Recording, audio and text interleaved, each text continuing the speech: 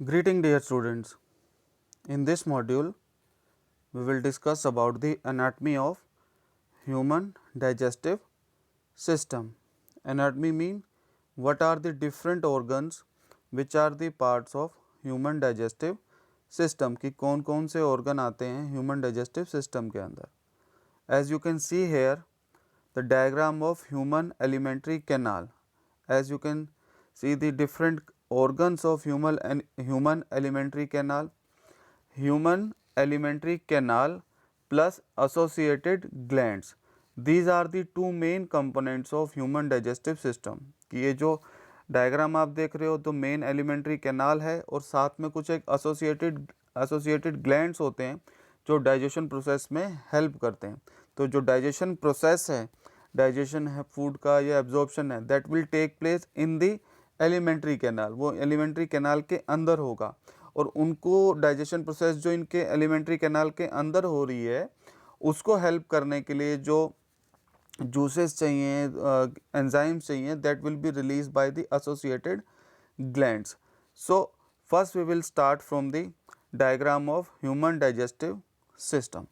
So the first part of human digestive system is the mouth, which is also called buccal cavity. So all of you are aware about the different components of mouth. In mouth you can find the tongue, teeth and the salivary glands. So salivary glands is a type of associated gland which are present inside the mouth. तीन तरह के होते हैं. The detail is not the part of your syllabus. So there are three types of salivary glands. So we will first part is the ingestion part of holozoic nutrition. कि all of you are already aware कि जो human being है वो heterotropic mode of nutrition को follow करता है और उसमें से भी कौन सा, the holozoic mode of nutrition. तो first step is ingestion of food. तो ingestion of food जो है खाने को हम किस में डालेंगे, माउथ के अंदर. Inside the mouth what will happen related to the digestion of food? Inside the mouth the teeth will masticate the food. कि teeth जो हैं उसको छोटे छोटे parts में क्या करेगा, break down कर देगा so that it can be easily swallowed. और जो food होता है that should be soft.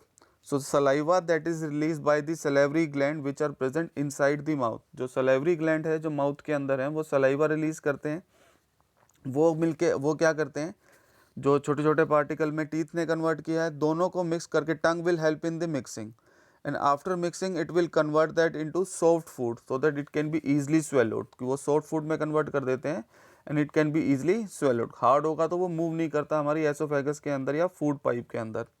So second function, second process is the digestion of food that start in the mouth. कि जो माउथ के अंदर क्या होगा, जो डाइजेशन प्रोसेस है वो स्टार्ट होती है कि जो सलाइवरी ग्लैंड्स होते हैं दैट रिलीज द सलाइवा. तो saliva contain an enzyme. Saliva के अंदर एक एंजाइम होता है which is called salivary amylase. This salivary amylase will start the digestion of starch और carbohydrate component of our food. कि जो हम कार्बोहाइड्रेट कंपोनेंट खाते हैं फूड का जनरली वो हमारा स्टार्च होता है, उसको वो क्या करना शुरू कर देता है, डाइजेस्ट करना शुरू कर देता है. स्टार्टिंग हो जाती है स्टार्च के डाइजेशन की. If the question is there कि where digestion start, it will start in mouth. Next step is the after the mouth, as you can see here in the diagram, the next is esophagus. So esophagus is the site which connect the mouth to the stomach portion. तो mouth को और stomach को connect करने के लिए जो एक pipe की तरह है, डक्ट की तरह है, that is the esophagus. So one important thing about esophagus is esophagus inside the esophagus there will be no digestion of food. esophagus के अंदर कोई भी फूड का डाइजेशन नहीं होता. माउथ में तो फिर भी स्टार्च कंपोनेंट का डाइजेशन होगा, but in esophagus there will be no digestion of any component of the food. So the only question that is asked from the esophagus portion is inside the esophagus what will happen. Esophagus, or we can also say the food pipe, will move the food from mouth to the stomach. कि वो mouth से कहाँ लेके जाएगी, stomach के अंदर. So the question that come from the oesophagus part is name the movement that take place in the esophagus. The specific name for that movement is peristaltic movement. So that peristaltic movement will push the food inside the oesophagus. तो जो हम swallow करेंगे food को, वो oesophagus में अपने आप move नहीं करता। There is a special type of contraction and relaxation, कि जैसे आप टूथपेस्ट में से पेस्ट निकालते हो, पीछे से प्रेस करते हो, सेम इसी तरह से कॉन्ट्रैक्शन और रिलैक्सेशन की एक वेव आती है। That rhythmic contraction and relaxation is specifically called peristaltic movement. उसकी वजह से फूड मूव करता है। Next, the food will enter into the stomach portion. तो after entering into the stomach portion, as you can see here, inside the stomach portion what will happen, the inner lining of the stomach, कि जो stomach की inner lining है, as you can see here, कि जो अंदर वाली layer है वहाँ पे क्या हो जाएगा, ये पूरी अंदर वाली लेयर है जितनी भी, ठीक है, द इनसाइड लेयर, वहाँ उसको हम क्या बोलते हैं, gastric mucosa. That gastric mucosa और inner lining of stomach will release gastric acid. वो क्या रिलीज करेगा, गैस्ट्रिक एसिड रिलीज करेगा, which is chemically hydrochloric acid. तो स्टमक के अंदर एसिड रिलीज होता है, सेकेंड म्यूकस रिलीज होता है, and the third component which is present is the pepsin enzyme. So the only component of food that get digested in the stomach is the protein portion of our food, कि जो हमने खाना खाया है food में, उसके अंदर जो प्रोटीन कंपोनेंट है उसका डाइजेशन होता है किसके अंदर, स्टमक के अंदर। उसको कौन डाइजेस्ट करता है प्रोटीन कंपोनेंट को, the enzyme pepsin. And the enzyme pepsin will only work under the acidic environment, कि जो गैस्ट्रिक एसिड रिलीज हुआ है वो पीएच को एसिडिक रखता है, और उसी की वजह से जो पेप्सिन एंजाइम है वो प्रोटीन को ब्रेक डाउन करता है स्मॉलर पार्ट्स के अंदर। Second component which is present in the stomach is the second component which is present inside this is mucus. Mucus क्या होता है, एक लेयर सी बना लेता है अंदर की तरफ में, क्योंकि जो एसिड रिलीज हुआ it will cause irritation. So the mucus will protect the inner lining of the stomach. Inner lining mean कि जो अंदर की लेयर है उस पर जब टच होगा एसिड तो वो इरिटेशन कोज करता है, तो उसको बचाने के लिए वहाँ पे क्या प्रेजेंट होता है, एक म्यूकस की लेयर होती है उसके अंदर।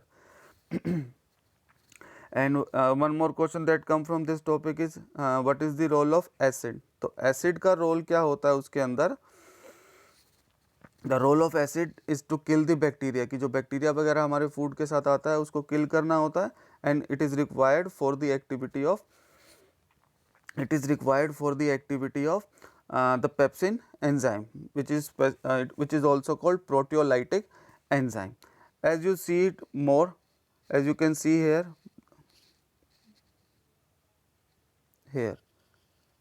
after the food move from stomach to the small intestine, the highlighted portion is the first part of small intestine, which is called duodenum part.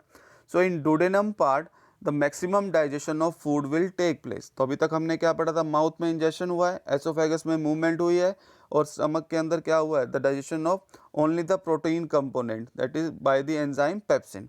उसके बाद जो नेक्स्ट हाईलाइटेड पोर्शन है, that as you can see here, is the duodenum part of the small intestine, where the maximum digestion of food will take place. The next part of this alimentary canal, this duodenum part is move forward, और आप आगे देखोगे तो इसके अंदर you can see here, this is the small intestine, the further part of small intestine. As the name suggests, and small intestine is further connected with the large intestine here, कि small intestine यहाँ पे किसके साथ connected है, large intestine के अंदर है। As the name suggests, small intestine and large intestine, don't be confused between these two words, कि वो small है, small intestine small है, lengthwise small intestine is the longest and large intestine is the shortest. The small intestine and the large intestine is based upon their diameter, कि जो small intestine है उसका diameter कम होता है और large intestine का diameter ज़्यादा होता है. So the maximum digestion of food will take place inside the in the first part of the small intestine, which is connected to the stomach, as you can see in the highlighted portion, which is specifically called duodenum part. Next, the absorption of food. So absorption of food also take place in the small intestine, की जैसे जैसे यहाँ पे digest होगा आगे की तरफ जाएगा तो इतनी ज़्यादा कोइल्ड फॉर्म में आपकी स्मॉल इंटेस्टाइन प्रेजेंट है, तो एरिया बहुत ज़्यादा होता है उसके अंदर, और इस स्मॉल इंटेस्टाइन के इंटरनल सरफेस पे villi and microvilli are present. Those villi and microvilli will increase the surface area, so there will be more absorption. So after this the next part is the large intestine. This is the large intestine. So this large intestine, in case of digestion there is no role of large intestine in the digestion process. The main use of large intestine is the absorption of water, absorption of certain drugs, और drugs you can say the medicine जो किसी patient ने ली है, तो वो generally ये जो large intestine है इनका डाइजेशन में तो कोई डायरेक्ट रोल नहीं होता, वो भी थोड़ा बहुत जो भी रोल होता है that is in the absorption of water, और कुछ भी अगर कोई कंपोनेंट रह गया है पीछे एब्जॉर्ब होना तो उसको वो एब्जॉर्ब कर सकता है, but mainly it is responsible for the absorption of water and certain medicine. So after that the last step is the absorption. We have already discussed that take place in the small intestine. Next is the egestion part. In case of egestion, egestion is the undigested food that will be moved from the that will be first stored in the large intestine and moved from the anus part. So these are the different parts of the alimentary canal. If someone asks you about the what are the different parts of the alimentary canal, you can start from the mouth. Next part is the esophagus. Next is the esophagus which is connected to the stomach. Stomach is connected to the small intestine. Small intestine is connected to the large intestine. So these are the different parts of alimentary canals. What are their functioning? We will discuss in detail in the next module. कि what are the different functions of mouth, what are the different function of esophagus, stomach, small intestine, large intestine. Second is the associated glands which will help in the digestion process. So generally they are classified into 2 or 3 category. First category of associated glands are present in the mouth. They are present in the mouth and they are specifically called salivary glands, क्योंकि वो glands हैं, alimentary canal का तो part है नहीं वो, they will release the saliva and that will help in the digestion of food. Next associated gland is the liver. As you can see here, it is clearly mentioned this, 1 minute, this is called liver. Liver is one of the most important organ of human digestive system, or even one of the part of the excretory system. So as you can see here, the liver is highlighted portion. So the role of liver is to produce bile, and bile is used for the emulsification of fat, और you can directly write bile जो release करता है liver, वो किस चीज़ में use होता है, fat की डाइजेशन में यूज़ होता है. कैसे होता है that will discuss in during the function of different parts of human digestive system, that will be in the next module. So here you can see the highlighted portion is liver. Now I am highlighted again this portion which is marked gallbladder. The function of gallbladder is to store bile, कि liver जो है वो bile बनाता रहता है और उसको वो किसके अंदर स्टोर करके रखता है, गोल ब्लैडर के अंदर. तो first associated gland was present in mouth which was salivary gland. Second is liver which produces bile and that bile is stored in the gall bladder. और जब ज़रूरत होगी डाइजेशन प्रोसेस के टाइम में तो ये गोल ब्लैडर में से बाहर आ जाता है और कहाँ पे आके रिलीज़ करता है, इन द डुडेनम पार्ट. की जो बाइल रिलीज़ हुआ है उसको वो कहाँ पे रिलीज़ करता है, here, let me zoom it and mark it here. तो यहाँ पे आप देखोगे तो आपको एक 1 minute, you can see here these are the ducts here 1 and 2. ये जो 2 पाइप सी आपको दिख रही हैं ये जो स्मॉल इंटेस्टाइन का बिल्कुल नीचे की तरफ, ठीक है. Let me take the other colour, this part. So this portion, और वहाँ पे क्या होता है, यहाँ पे गोल ब्लैडर स्टोर करके रखता है, जब ज़रूरत होती है तो फिर वो क्या करता है, वहाँ से मूव करता है and enter into the duodenum part. Similarly this was this, so liver is the second associated gland. Next is associated gland is the pancreas. One more thing कि liver जो bile release करता है, it doesn't contain any kind of enzyme. कोई भी enzyme नहीं होता जो digestion में help करता है. It only releases bile and bile is responsible for the digestion of fats or oil. Next is, as you can see here written here, pancreas. This organ is called pancreas. This one, this organ is called pancreas. So the role of pancreas is to release pancreatic juice. वो pancreatic juice को वो कहाँ पे release करता है? duodenum part में small intestine के, and that will help in the digestion of different components of food. Carbohydrate portion, the means that starch. Second is the protein portion of food. Next is the fat portion. It will release different 3 type of enzyme that we will discuss in the next module कि होता क्या है. This is all about the anatomy part. तो यहाँ पे हमारा जो next associated gland है वो कौन सा था? हमारा pancreas.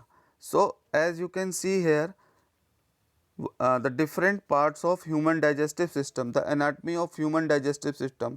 तो इसको हम 2 पार्ट में डिवाइड करते हैं. First is alimentary canal, second is associated glands. तो alimentary canal, first is mouth, second is oesophagus. First is mouth, second is oesophagus, third is stomach, fourth is small intestine, fifth is large intestine. So these are the main component of alimentary canal. Next part is about the associated glands. So associated glands are present in the mouth, second is liver, and the third is pancreas. So these are the different types of